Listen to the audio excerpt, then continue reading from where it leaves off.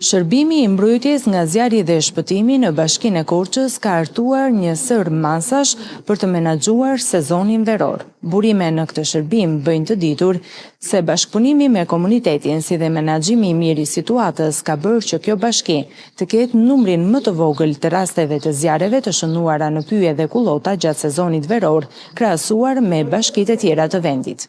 Në fokus të punës janë evidentimi i zonave me risk, monitorimi i hapësirave pyjore dhe kullotave, si dhe marrja e masave parandaluese në zonat turistike të Voskopojës dhe Dardhës. Shefi i shërbimit të mbrojtjes nga zjarri dhe shpëtimi Alfred Kalemas bën me dije se është punuar ngushtësisht me njësitë administrative, krye pleqtë e fshatrave, policinë e shtetit dhe subjektet akomoduese, të cilat në pjesën më të madhe janë të pajisura me certifikata të mbrojtjes nga zjarri. Gjithashtu janë zhvilluar takime ndërgjegjësuese për të rritur vigjilencën gjatë muajve të verës. Sipas tij, Bashkia e Korçës mbetet ndër bashkitë me performancën më të mirë në nivel kombëtar për menaxhimin e zjarreve në pyje dhe kullota, ndërsa gjatë vitit 2023 nuk u regjistrua asnjë rast zjarri në këto zona. Një apel i veçantë u drejtohet fermerëve që pas përfundimit të korjeve të mos djegin kashtën dhe mbetjet bujqësore, pasi flakët mund të dalin lehtësisht jashtë kontrollit dhe të shkaktojnë dëme të mëdha.